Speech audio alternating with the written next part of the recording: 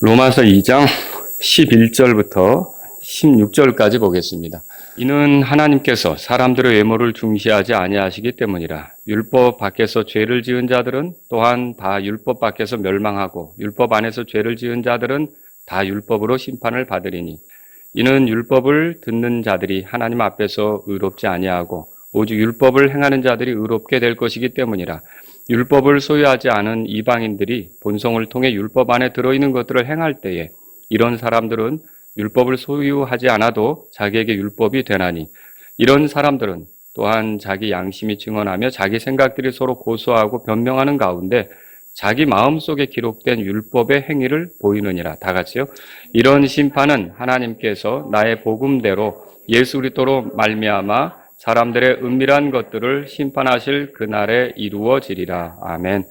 자, 오늘은 그 11절에 하나님께서 사람들의 외모를 중시하지 아니하신다. 그 말씀에 따라서 하나님께서는 사람들의 외모를 중시하지 않으십니다. 이런 제목으로 말씀드릴게요. 자, 지금 우리가 로마서 2장을 계속 보고 있는데 이 로마서 2장에서 우리가 발견할 수 있는 핵심적인 내용은 하나님의 심판이라고 하는 겁니다. 하나님의 심판이라는 주제가 계속 흘러가고 있는데 6절에 보시면 우리 옛 것을 생각해 보면서 한번 같이 읽어볼까요? 읽겠습니다. 그분께서 각 사람에게 그의 행위대로 갚으시되. 보세요. 그래서 하나님께서는 각 사람이 행한 대로 심판하신다. 이런 것들을 우리가 말씀을 통해서 볼 수가 있습니다. 그런데 사도 바울은 이렇게 심판에 대해서 언급하면서 유대인, 이방인을 같이 언급을 해요. 그 9절에 보시면 먼저는 유대인의 혼 위에요. 또한 이방인의 혼 위에며. 찾으셨죠? 그리고 10절 끝에도 보세요. 먼저는 유대인에게요. 또한 이방인에게로다. 이렇게 유대인과 이방인을 계속해서 언급하고 있습니다. 왜 이렇게 할까요? 하나님께서 심판하시는 데 있어서 어떤 사람들의 외모를 중시하지 않기 때문에 이렇게 유대인, 이방인을 언급하는 겁니다. 다시 말하면 이렇게 말할 수 있죠. 하나님이 어떤 죄인에 대해서 심판할 때, 그 죄가 드러난 자들에 대해서 심판할 때, 이 사람이 유대인이니까 이 사람은 좀 특별하게 봐주고, 이방인이니까 더 엄격하게 심판하고, 그런 것은 아니라는 겁니다. 하나님께서는 그런 것을 가지고 그 사람이 뭐 아브라함과 관계가 있느냐, 또 없느냐, 이런 걸 가지고 뭐 더 엄격하게 심판할 것이냐, 아니면 덜 할 것이냐, 뭐 이런 그 식의 일을 하시지 않는다는 거죠. 타락한 죄인이 보일 수 있는 특징 중에 하나가 뭐냐면, 사람을 볼 때 그 사람의 배경, 그 사람이 가진 거, 이런 것을 통해서 그 사람을 판단하려고 하는 거예요. 그러니까 좀 좋은 배경, 좋은 어떤 뭐 나랑 코드가 맞는다? 그러면 그 사람이 잘못하고 있는데도 좋게 보려고 하는 그런 게 있고, 또 그 사람이 가진 게 없다, 백이 없다, 돈이 없다 이러면 그 사람에 대해서는 또 잘하려고 하는데도 나쁘게 보게 되는 그런 것들이 있다는 거죠. 이런 거는 다 외모를 중시해서 사람을 보는 것이다. 그렇게 말할 수 있어요. 근데 하나님은 그렇지 않으십니다. 지난번에 우리가 여호사밧이 재판관들을 세우면서 하나님이 어떤 분이신지를 소개하는데 하나님께는 불법이 없다. 사람의 외모를 중시하지 않는다. 우리 그때 공부했어요. 그렇죠? 그런 식으로 우리가 지금 여기서도 다시 한번 보게 되는데 하나님은 아브라함의 후손이라고 해서 심판할 때 좀 봐주자. 또 유대인이라고 해서 심판할 때 좀 봐주자. 목사라고 해서 심판할 때 목회를 좀 했으니까 좀 봐주자. 아니면 교회에 다녔으니까 좀 봐주자. 이런 식으로 하시지 않는다는 거예요. 하나님의 심판은 사람들의 외모를 중시하지 않는 공정한 심판이 되는 걸 믿으시기 바랍니다. 오늘 우리는 이 본문을 통해서 하나님께서 심판하실 때 사람들의 외모를 중시하지 않으신다면 그럼 어떻게 심판하실까? 한번 살펴보겠습니다. 이 본문에 보면은 13절부터 15절까지는 괄호로 묶어져 있어요. 이거는 이제 다음 주에 우리가 한번 좀 살펴보기로 하고요. 뭔가 삽입해서 특별한 것을 설명하기 위해서 여기 들어가 있어요. 그래서 오늘은 11절, 12절, 16절을 통해서 하나님이 심판하실 때 어떤 모습으로 심판하시는가? 그러니까 그 사람의 외모를 중시하지 않는다면 어떻게 심판하시는가? 그걸 살펴보겠습니다. 그게 오늘 설교 내용이 되겠습니다. 한 세 가지로 정리해서 여러분에게 말씀드릴 수 있겠는데, 첫 번째로 하나님의 심판은 각 사람의 죄에 대해서 집행이 되는 거예요. 각 사람이 죄를 지었다. 그러면은 거기에 어떤 외모를 중시함 없이 각 사람의 죄에 따라서 각 사람의 행한 대로 심판을 집행하시는 거죠. 12절 우리 같이 읽어보겠습니다. 12절 읽겠습니다. 율법 밖에서 죄를 지은 자들은 또한 다 율법 밖에서 멸망하고 율법 안에서 죄를 지은 자들은 다 율법으로 심판을 받으리니. 자, 여기 이제 우리가 조금 풀어봐야 될 것은 율법 밖에서 그리고 율법 안에서 이 말이 되겠죠. 자, 율법 밖에서 죄를 지은 자들. 그러면 율법과 상관없이 죄를 지은 자들을 말하는 거예요. 이방인을 얘기하겠죠. 이방인들에게는 이제 하나님께서 성문화된 율법을 주시질 않았잖아요. 율법이라고 하는 거는 이방인과는 본래 상관이 없고 유대인들에게 출애굽한 이스라엘 백성에게 하나님께서 주신 거죠. 그래서 그들이 이 율법을 지켜서 살아가도록 그렇게 이제 제시하는 것이었는데 이방인하고는 상관없어요. 그래서 율법 밖에서 죄를 지은 자들은 이방인들을 말하는 거고요. 반대로 그럼 율법 안에서 죄를 지은 자들은 누구를 말할까요? 당연히 유대인을 말하는 거죠. 그러면 지금 왜 이렇게 표현을 할까요? 역시 9절이나 10절에서 얘기한 것처럼 유대인 얘기도 하고 이방인 얘기도 하는데 지금 하나님께서는 죄인들을 다루실 때 외모를 중시하지 않으시고 유대인이든 이방인이든 죄를 지었다면 그 죄를 지은 자들에 대해서는 하나님께서 공정하게 심판하신다는 것을 보여주기 위해서라는 거죠. 그래서 저와 여러분들이 알아야 될 것은 이게 율법을 가졌기 때문에 유대인들은 그래도 하나님이 좀 봐주시겠지 이렇게 생각하면 안 된다는 거죠. 자, 심판 받을 사람이 율법 안에 있느냐 혹은 율법 밖에 있느냐로 그들에 대한 하나님의 태도가 달라지는 것은 아닙니다. 물론 이런 건 있어요. 알아야 될 게 뭐냐면 하나님께서 기회를 많이 주신 사람들 있잖아요. 심판이 집행이 되면 하나님께서 기회를 많이 준 사람들이 예를 들어서 회개치 않고 고집을 부리며 끝까지 자기 멋대로 사는 길로 갔다. 그러면은 그 사람들이 심판 당할 때, 그 심판에 직면할 때 어떻게 보면 더 크게, 더 아주 심하게 이렇게 다룸을 받는 것은 있어요. 하나님께서 호의를 베푸신 것에 대해서 그렇게 더 많이 기회를 주신다면 더 많이 요구하실 수 있다는 원리, 이거는 우리가 생각해 봐야 돼요. 그래서 늘 하는 말이 교회 다니고 끝까지 구원받지 못하고 고집스럽게 자기 중심적으로 살다가 이제 심판을 받게 되면 그 사람은 더 큰 끔찍한 결말에 이르게 된다는 걸 우리가 볼 수 있는 거죠. 유대인들은 어떻게 생각했느냐면 율법을 가지고 있기 때문에 하나님께서 자기들은 심판하지 않을 거라고 생각을 했어요. 심판은 율법이 없는 이방인에게나 해당하다 이렇게 생각했던 거죠. 여러분 그 생각이 맞습니까? 그렇지 않습니다.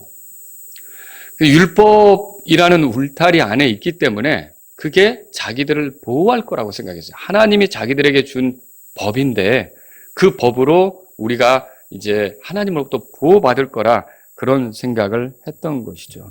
자, 그래서 심지어는 우리는 이미 이 율법을 통해 하나님의 백성인데 우리가 무슨 구원받을 필요가 있느냐 이렇게까지도 생각하는 거예요. 자, 구원받을 필요성을 느끼지 못한다면 예수님이 십자가에서 죽으시고 묻히시고 부활하신 복음에 대해서 들을 때 그것을 기쁘게 받아들일 수 있겠습니까? 그렇게 못한다는 거죠. 유대인들이 그래서 사실은 많이 하나님의 백성이라고 스스로 생각했지만 멸망할 수밖에 없는 위치에 있었던 거죠. 사도 바울은 지금 하나님의 심판 앞에서 유대인이나 이방인이나 중요하지 않다고 말하는 거예요. 그냥 간단합니다. 한마디로 12절을 잘 보시면요. 이 말이 두 번이나 반복되는데 율법 밖에서 뭐라고 돼 있어요? 죄를 지은 자들. 또 뒤에 율법 안에서 뭐라고 돼 있어요? 죄를 지은 자들. 그러니까 율법 밖에 있든지 율법 안에 있든지, 그러니까 이방인이든지 유대인이든지 죄를 지었다면 그 사람은 하나님께 심판받는 것은 정해진 것이다라는 거죠. 그러니까 내가 율법 안에 있기 때문에 심판을 피할 수 있어. 나는 심판을 당하지 않아. 이렇게 생각하는 것은 큰 착각이라는 거예요. 지금 그래서 사도 바울이 로마서 2장을 통해 유대인들을 자꾸 가르치는 거예요. 너희들이 혹시 율법 안에 있다는 이유로 심판하고는 상관없다. 이렇게 생각하면 큰 잘못이다.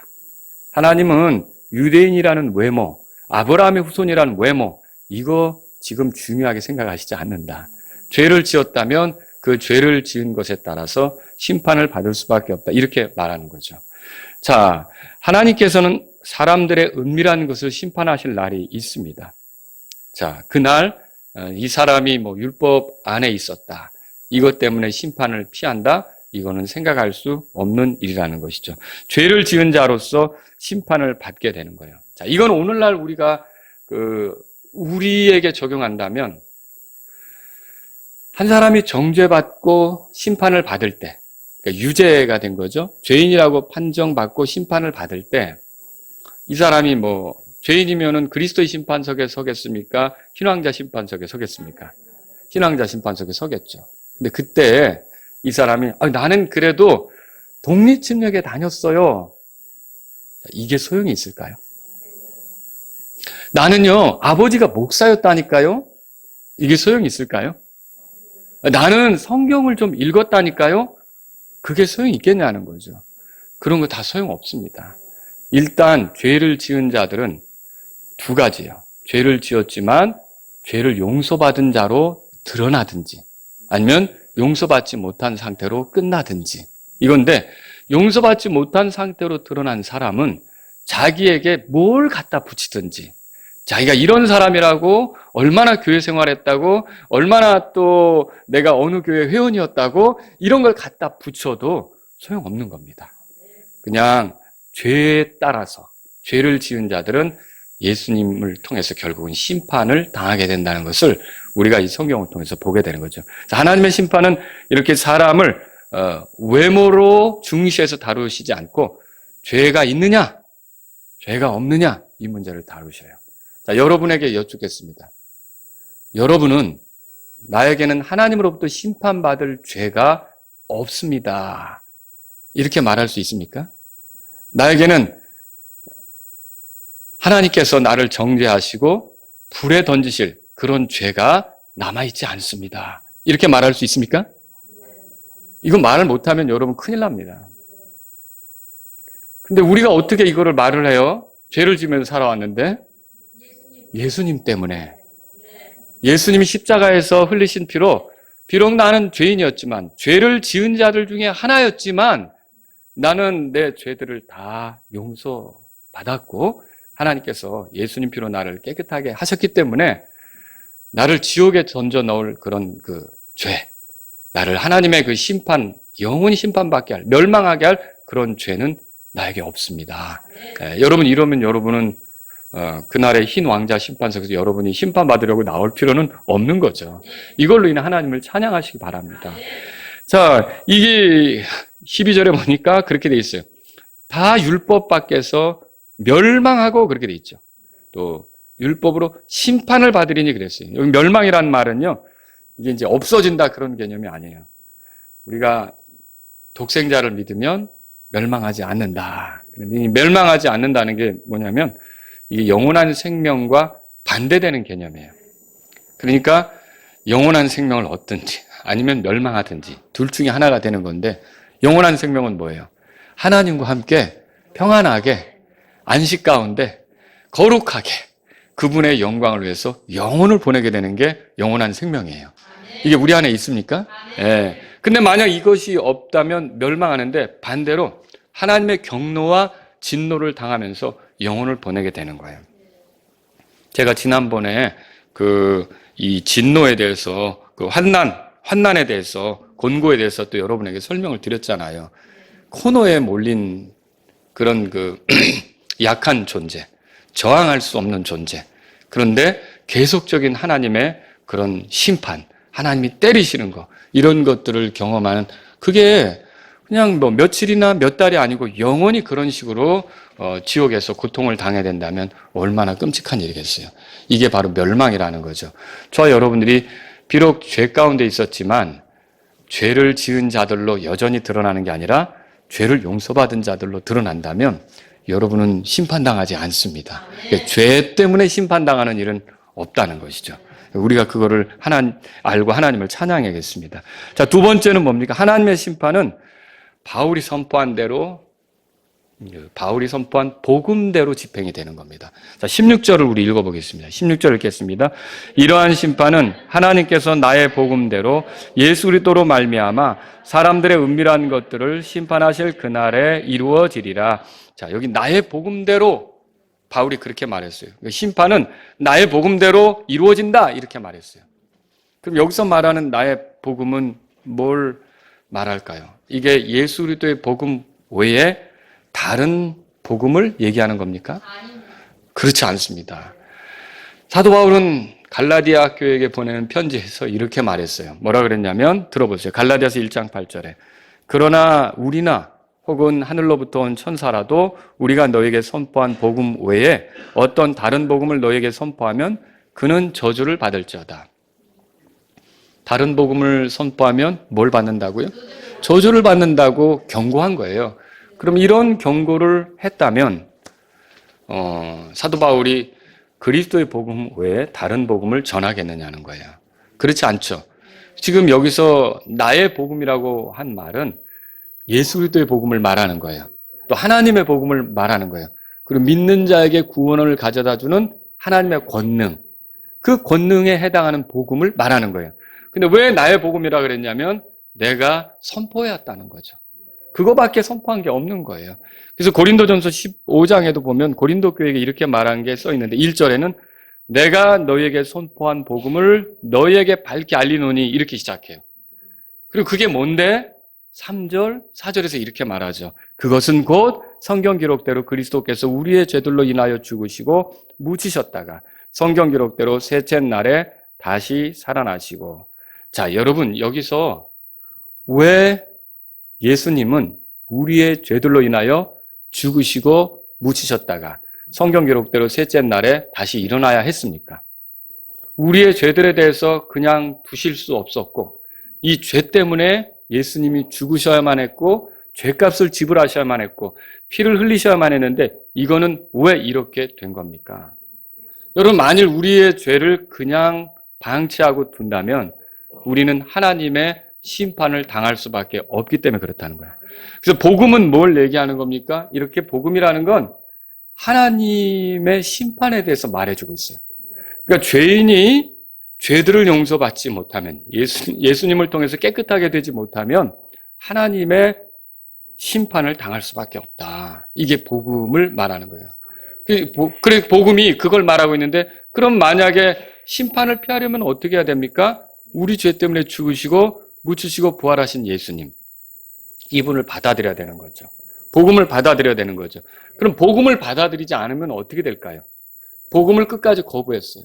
예수님의 죽으심이 나와 상관없다. 이렇게 생각하는 거예요. 예수님이 피 흘렸지만 뭐 나를 깨끗하고 한다고 말은 하는데 그 나랑 상관없어.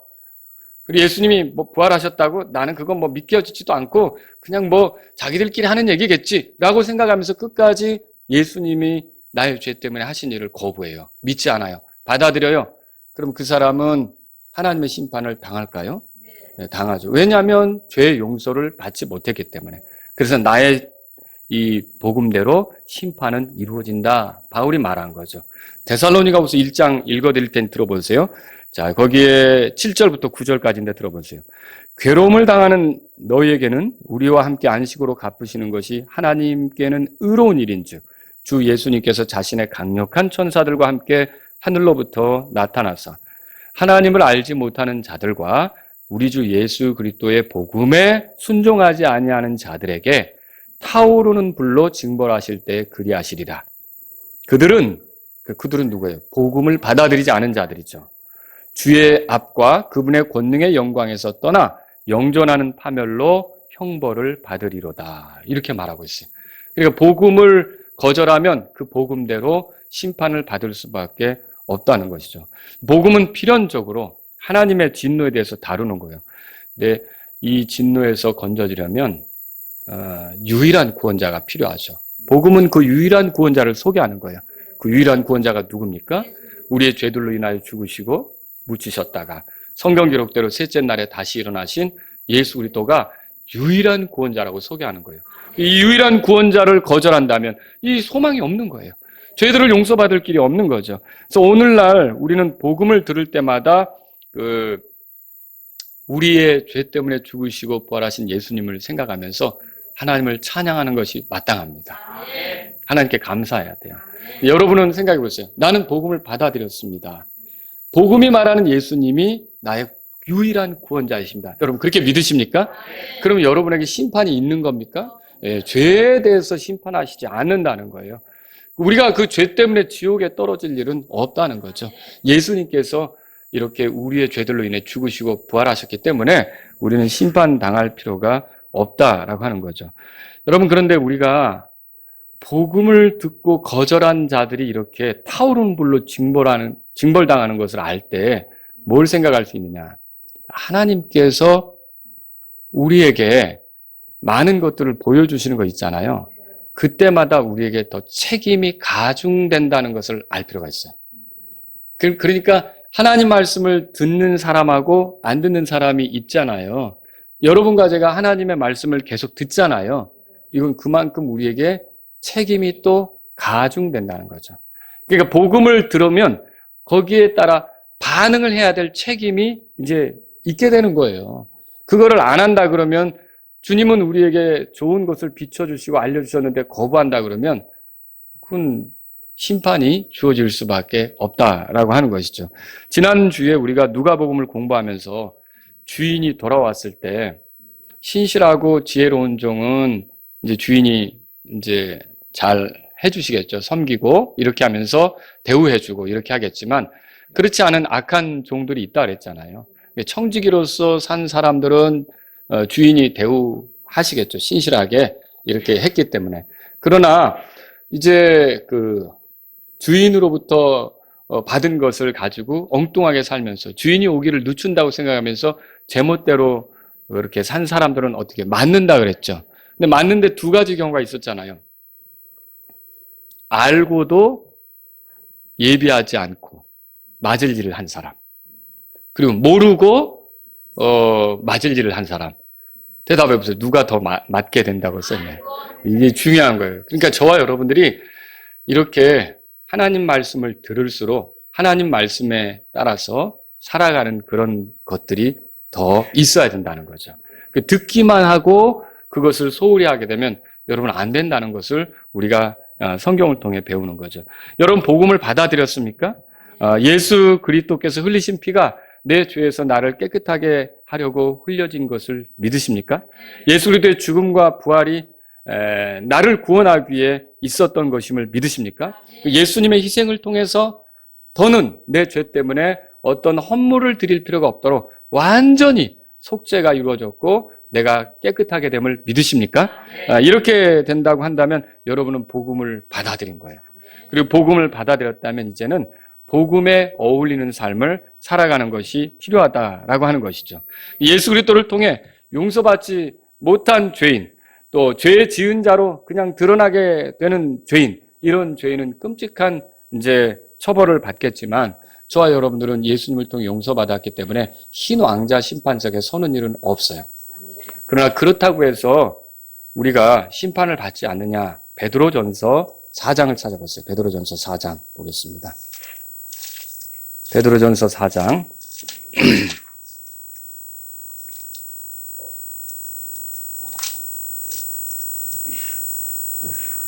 자, 거기 17절에 보세요. 17절 같이 읽겠습니다. 읽습니다. 하나님의 집에서 반드시 심판을 시작할 때가 이르렀나니 만일 그것이 우리에게서 먼저 시작되면 하나님의 복음에 순종하지 아니한 자들의 마지막은 어떠하겠느냐.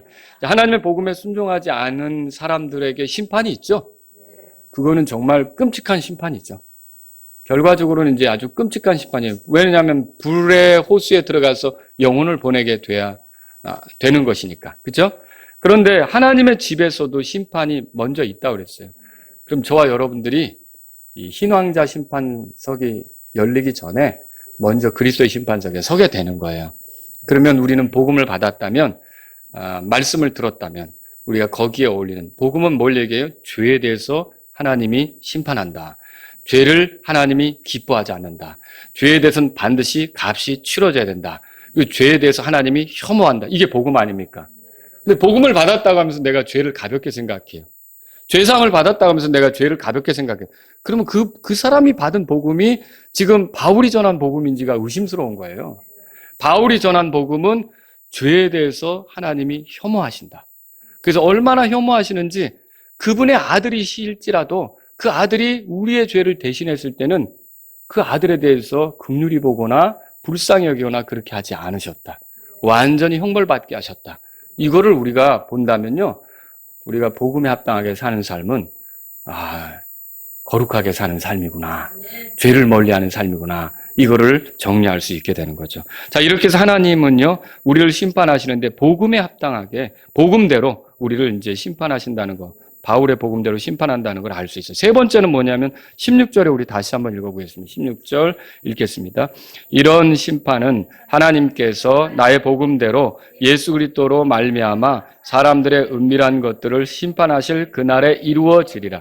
자, 오늘 로마서 2장 16절 지금 읽었는데 심판날이 반드시 있어요.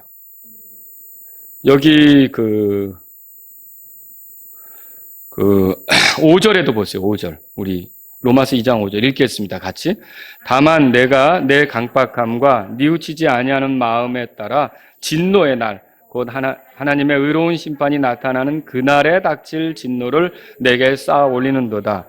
하나님의 의로운 심판이 나타나는 그날이 있다고 그랬어요. 그날을 지금 여기 이제 16절에서는 사람들의 은밀한 것들을 심판하실 그날 이렇게 표현했어요. 자, 그런데 이 심판이 어떻게 이루어지느냐? 이렇게 돼 있어요. 예수 그리스도로 말미암아 심판하실 그날. 그렇게 되는 거예요. 그러니까 여러분 결국 우리의 심판자가 누구냐? 그러니까 모든 죄인들을 향한 심판자가 누구냐? 예수 그리스도시라는 것을 알 수가 있어요. 왜 예수 그리스도시냐? 예수 그리스도께서 하나님께서 세우신 심판자이십니다. 베드로는 고넬료 집에 방문해서 예수님에 대해서 소개한 적이 있는데 이때 사도행전 10장 42절을 보니까 이렇게 소개하더라고요. 하나님께서 산자와 죽은 자의 심판자로 정하신 이가 바로 그분이시다. 그분이 누구예요? 예수님이죠. 지금 베드로가 예수님 전하러 갔잖아요. 예수님이 심판자인 것이죠. 자, 이 하나님께서 예수님을 심판자로 정하셨다. 이게 베드로가 전한 말이었어요. 자, 그런데 여기서 알아야 될 게 뭐예요? 그분이 구원자로 먼저 오셨어요. 지금부터 2000년 전에 오셨잖아요. 우리를 구원할 목적을 가지고 오셨단 말이에요. 그래서 그분은 구원자세요. 그런데 그분을 구원자로 받아들이지 않은 사람들에게는 그분이 다시 오실 때 심판자로 오신다는 거예요. 그분을 만날 때 심판자로 대면하게 된다라고 하는 것이죠. 예수님은 자신에 대해서 이렇게 말씀하셨어요. 우리가 지난주 주일 오후에도 이걸 봤는데 요한복음 5장 22절에 보니까 들어보세요. 아버지께서 아무도 심판하지 아니하시고 오히려 모든 심판을 아들에게 맡기셨으니 예수님이 하신 말씀이에요. 여기 아들은 누굴 얘기하는 거예요? 예수님이죠. 아버지가 예수님에게 심판을 맡겼다고 지금 말하는 거죠. 그리고 요한복음 5장 27절에 이렇게 써있어요. 그가 사람의 아들이므로 그에게 또한 심판을 집행할 권위를 주셨느니라. 예수님에게 심판할 권위를 주셨다. 그렇게 돼 있어요. 그리고 예수님은 또 요한복음 5장 30절에서 이렇게 말했어요. 나는 듣는 대로 심판하노니 내가 내 뜻을 구하지 아니하고 나를 보내신 아버지의 뜻을 구함으로 내 심판은 의로우니라. 가장 공정하게 의롭게 심판하신다고 말하고 있는 거죠. 그리고 이제 이 예수님을 통해서 심판이 이루어지게 되는데 예수님은 사람을 둘로 갈르세요. 십자가에 못 박히신 예수님 여러분 읽어보셨죠? 양쪽에 두 강도가 있었잖아요. 똑같이 죄인 아닙니까? 근데 운명, 영원한 운명은 둘로 갈렸어요. 어떻게 갈린 거예요? 하나는 주님과 함께 낙원에 이를 수 있게 됐고 하나는 영원히 멸망하게 된 거죠. 자, 이게 차이가 뭐예요? 예수님을 받아들였느냐, 예수님을 끝까지 조롱하며 거부했느냐, 이 차이 아닙니까? 결국 예수님을 주로 여기고 왕국을 가져오실 분, 죽음으로 끝나지 않고 부활하실 분, 죄도 없는데 죽는 분, 이렇게 믿었던 강도는 주님과 함께 낙원에 이르게 되는 거죠. 그러나 그렇지 않은 강도는 영원히 멸망할 수밖에 없었던 것을 우리가 성경을 통해 보는 거예요. 이렇게 둘로 나눠지는 거예요. 그래서 요한복음 5장 29절에 이렇게 써 있어요. 선을 행한 자들은 생명의 부활로, 악을 행한 자들은 정죄의 부활로 나올 것이다. 두 가지 부활이 나오죠. 생명의 부활, 정죄의 부활. 자, 여러분 대답해 보세요. 여러분은 이 둘 중에 어떤 부활로 부활하시게 될 겁니까? 생명의 부활입니까? 네, 여러분 찬양하시기 바랍니다. 하나님을 찬양하시기 바랍니다. 자, 이것은 선을 행한 자들은 생명의 부활로 그렇게 된다고 지금 말하고 있어요. 그러니까 또 이 구절을 가지고 어떤 사람들은 그러면 잘 행하면, 착한 일을 많이 하면, 선한 일을 하면 생명의 부활로 부활한다는 말인가? 여러분 그렇지 않습니다. 우리가 성경을 전체적으로 보면 어떤 행위로 의롭다함을 얻을 육체는 아무도 없다는 것을 발견하게 되죠. 그럼 여기서 뭘 얘기하는 걸까요? 이거는요, 선한 행위냐, 또 여기 지금 말하는 그 악한 행위냐, 이것은 뭘 얘기하는 거냐면 결과물을 얘기하는 거예요. 무엇의 결과물이냐면 믿음의 결과물이에요. 믿음의 열매들이죠. 그래서 믿음이 있다는 삶, 그러니까 믿음을 가진 사람은 생명의 부활로, 믿음을 갖지 못한 자는 정죄의 부활로 부활하게 될 것이다. 이렇게 말하고 있는 거죠. 그럼 이걸 통해 우리가 알 수 있는 것은, 믿음이 있는 사람이라는 것은 선한 행위를 통해 믿음을 입증하면서 그 부활의 때를 기다리며 나아가겠구나. 이것을 알게 되는 거죠. 저와 여러분들이 행위로 또 구원받는다고 착각하시면 안 되는 거죠. 자, 예수님께서 심판자신 이유는 다음과 같은 것 때문에 그렇습니다. 아버지께서 아들에게 심판을 맡기셨기 때문에 그래요. 아버지께서 아들에게 심판을 집행할 권위를 주셨어요. 빌립보서 2장 5절에서 11절까지를 보면 우리가 그리스도의 생각을 품어야 된다고 가르치는데, 거기 보면 그리스도는 어떤 분이냐? 본래는 하나님의 본체시고 하나님과 동등하시죠. 근데 종의 형체를 가지셨고 사람의 모양으로 나타나셨고, 그래서 어떻게 해요? 죽기까지 순종하셨다고 되어 있어요.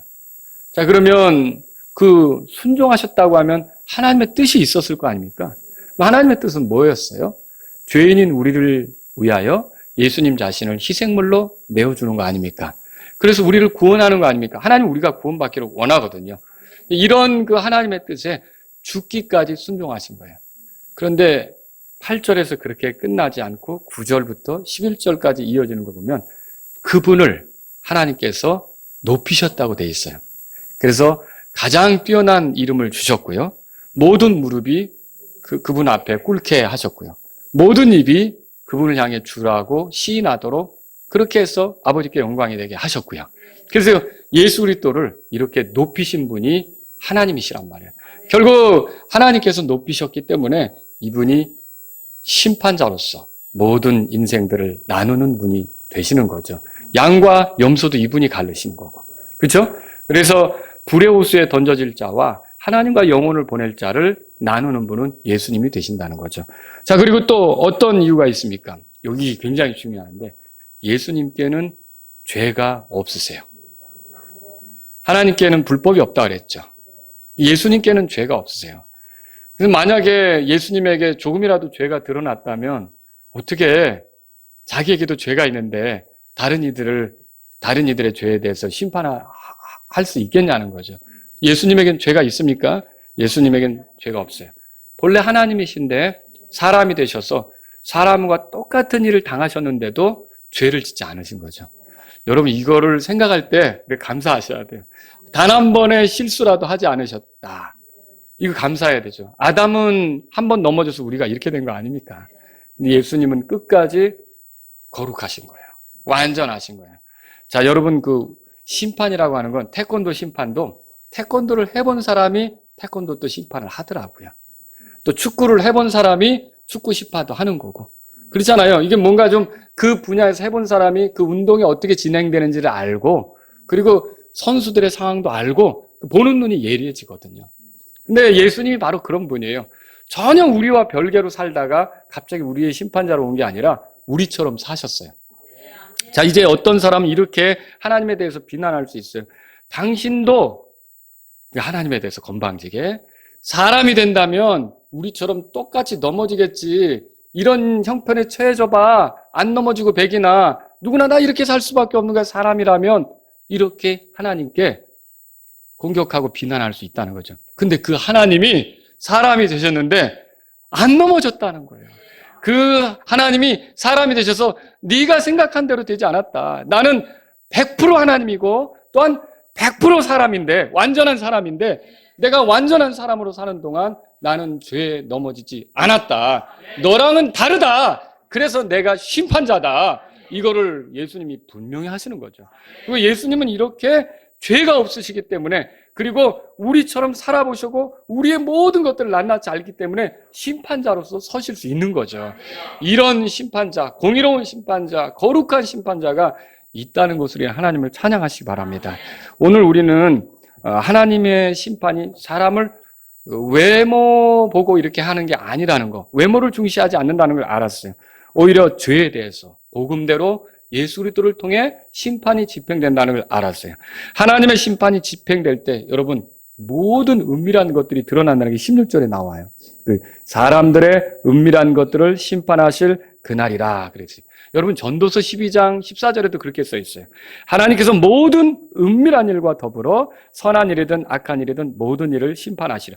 하나님이 심판하시면 이게 CCTV로도 못 잡는 그런 사각지대라는 게 있는데, 근데 하나님은 하나도 놓치지 않으셨어요. 그러니까 모든 죄인에 대해서 죄를 심판하실 때 설령 그 사람이 기억을 못하는 것일지라도 하나님은 다 가지고 계세요. 그러니까 그분이 심판하실 때는 피할 수가 없는 거죠. 그런 심판자이시라는 거예요. 또 여러분, 우리의 말들 중에 모든 것들이 다 심판을 또 받게끔 돼 있어요. 마태복음 보면 오직 내가 너에게 이르노니 사람들이 무슨 쓸데없는 말을 하든지 심판날에 그것에 대하여 회개보고를 하리라. 마태복음 12장 36절에. 우리가 좀 이거 아무도 못 들은 거야. 하나님은 들으셨다는 거예요. 야, 그러니까 우리의 말들에 대해서도 여러분이 이게 잘못이다라고 생각되는 것들은 바로바로 자백하는 것이 필요한 일입니다. 뭐 그때 가서 다 이렇게 할 필요는 없잖아요. 우리의 모든 죄들이 다 용서된 것은 맞지만, 우리의 죄들이 다 용서된 것은 맞지만 우리가 하나님 앞에 그 죄의 다름을 받는 징계 같은 걸 굳이 당할 필요가 없다는 거죠. 그런 때까지 굳이 맞으면서까지 할 필요가 없는 거죠. 바로바로 자백하는 것이 필요하다는 겁니다. 또 히브리서 4장 13절에 이렇게 써 있죠. 그분의 눈앞에서 드러나지 아니하는 창조물이 하나도 없고 모든 것이 우리와 상관하시는 그분의 눈에 벌거벗은 채 드러나 있느니라. 여러분과 저는 완전히 MRI보다 더 정확하게 스캔 뜨는 것 같은 거예요. 하나님은 다 아시는 거죠. 이게 우리가 살아온 날들을 보면 말로 죄를 짓고 행동으로 죄를 짓고 생각으로 죄를 짓고 이게 얼마나 많습니까? 근데 이런 우리가 예수님을 통해서 복음으로 죄들을 용서받고 하나님의 심판을 피할 수 있겠다는 건 기적입니다. 놀라운 은혜입니다. 이 정말 그래서 하나님이 우리의 죄에 대해서 들추시지 않고 기억하지 않는다고 말한다는 게 얼마나 놀라운 은혜인지 여러분 하나님을 찬양하시기 바랍니다. 하나님은 심판하실 때 사람들의 외모를 중시하지 않으십니다. 유대인이든 이방이든 죄를 지은 자들은 죄에 대해서 심판하실 겁니다. 복음을 거절했다면 용서받지 못했기 때문에 심판하실 겁니다. 예수 그리스도를 통해서 예수 그리스도가 구원자로 오셨는데 그분을 거절했다면 구원의 기회를 차버린 거 아닙니까? 그러면 예수님이 심판자가 되셔서 그를 심판하게 하실 거란 말이죠. 여러분은 어떻습니까? 지금 우리의 죄 때문에 죽으신 예수님, 부활하신 예수님, 지금도 살아계신 예수님을 여러분의 구원자로 모셨습니까? 그렇다면 여러분의 모든 죄들은 이미 하나님의 약속대로 이 피로 세우는 새 상속 언약 말했잖아요. 많은 사람의 죄들로 인하여 흘리는 나의 피, 새 언약의 피라 그랬잖아요. 그 약속대로 여러분들은 죄들을 용서받고 하나님과 새로운 관계 속에 들어온 것을 믿으시기 바랍니다. 하나님이 멸망시킬 대상이 아니에요. 하나님이 영화롭게 만들 대상이에요. 하나님이 지옥으로 던져버릴 대상이 아니에요. 하나님이 예수님처럼 만들 대상이 된 거예요. 이게 얼마나 귀한 일입니까? 그래서 영원히 하나님과 보내고 영원히 죄와 상관없이 거룩하게 살아갈 우리의 그런 앞날이 열려 있다는 걸 믿으시고 하나님을 찬양하십시오. 거기에 어울리는 삶을 살자는 거예요. 그게 선한 행위에 열심을 내는 사람이 되는 거죠. 그런 사람에게 생명의 부활이 기다리고 있는 거고요. 저와 여러분들이 그렇게 살자는 거예요. 그런데 아직도 혹시 예수님을 구주로 모시지 않았다면 여러분은 지은 죄들로 멸망하게 될 거라는 거예요. 심판을 받게 될 거라는 거죠. 죄를 지은 자면서 예수님을 보호막으로 삼지 않고 예수님을 통해서만 그 죄에서 건져질 수 있는데 복음을 통해서만 내가 구원을 받을 수 있는데 건져질 수 있는데 그것이 아니라 다른 거를 마치 그 보호막처럼 여러분이 걸치고 있다면 그 누더기처럼 걸치고 있다면 그게 다 찢어질 거거든요. 무화과 잎처럼 엮어 놓은 거 그런 거 유대인을 자랑스럽게 생각하든 교회를 얼마나 오래 다닌 걸 자랑스럽게 생각하든 이런 거를 여러분이 죄에서 보호해주는 보호막으로 삼으면 안 된다는 거죠. 지난 주일 이제 우리가 전도하러 갔을 때 한 65세 되는 어르신을 만났어요. 근데 교회를 여기저기 다닌 얘기를 하시더라고요. 그래서 이렇게 어떻게 해서 죄에서 건져지는지 알겠냐라고 하니까 회개해야 된다고 말씀하시더라고요. 그 회개가 필요한 건 맞습니다. 그러나 결정적으로 우리를 죄에서 건지는 건 예수님 피 아닙니까? 이분이 예수님 피를 모르는 거예요. 예수님 피에 대해서 말할 수 없는 거죠. 그래서 결국은 교회를 오래 다녔으니까 복음을 전해주니까 쉽게 이해하시더라고요. 그래서 그 지금 만나신 분의 그 어르신의 문제가 뭐냐 이제 설명을 해드렸죠. 하나님을 섬긴다고 하면서 예수님을 의지하는 게 아니라 내가 뭘 하는 걸 의지하고 있다. 이건 믿는 게 아니다. 이렇게 해서는 심판받을 수밖에 없다. 이렇게 해서는 지옥으로 떨어질 수밖에 없다. 알아들으시더라고요. 결국은 이분이 이제 예수님을 받아들이고 나중에는 우리랑 헤어질 때 감사합니다. 감사합니다. 이렇게 하면서 헤어졌는데 여러분 그렇습니다. 예수님이 아닌 걸로 하나님 앞에서 내 보호막을 삼으려고 하는 건 다 찢어져요. 다 소용없어요. 저와 여러분들이 하나님 앞에 갈 수 있는 길은 예수님밖에 없는 거예요. 예수님만 의지해야 되는 거죠. 그 복음 안에서 우리가 죄 용서를 받고 심판을 피할 수 있는 거예요. 복음대로. 그러니까 저와 여러분들이 혹시라도 예수님이 아닌 다른 것들을 생각하고 있고 그걸 더 깊이 염두에 두고 있다면 하나님 그 외모를 중시하지 않습니다. 그거 내려놓고 예수님만을 구주로 의지하실 수 있기를 바랍니다. 예수님의 복음은 죄에 대해서 건져지지 못하면 하나님의 심판이 있다고 말합니다. 구원자 예수님을 믿는다면 이제 복음대로 심판을 피하게 되었습니다. 그럼 이제 어떻게 살아야 될까요? 복음에 어울리게 살아야죠. 복음에 합당하게 살아야 되죠. 생명의 부활을 얻게 된 사람들로서 선한 행위에 열심을 내면서 나머지 인생을 주님 기다리며 살 수 있기를 바랍니다. 기도하겠습니다. 오늘 이 말씀을 들으신 여러분 가운데 하나님 아버지 죄를 지은 자였지만 예수님의 피로 죄들을 용서받고 제가 심판받지 않게 된 거 하나님 감사합니다. 이런 분이 있으십니까? 내가 영원한 멸망에 떨어지지 않게끔 예수님을 보내주시고 예수님의 복된 소식을 듣게 하셔서 죄에서 건짐받게 하셔서 감사합니다. 하나님 제 나머지 삶은 이 복음에 어울리는 삶이 되기를 원합니다.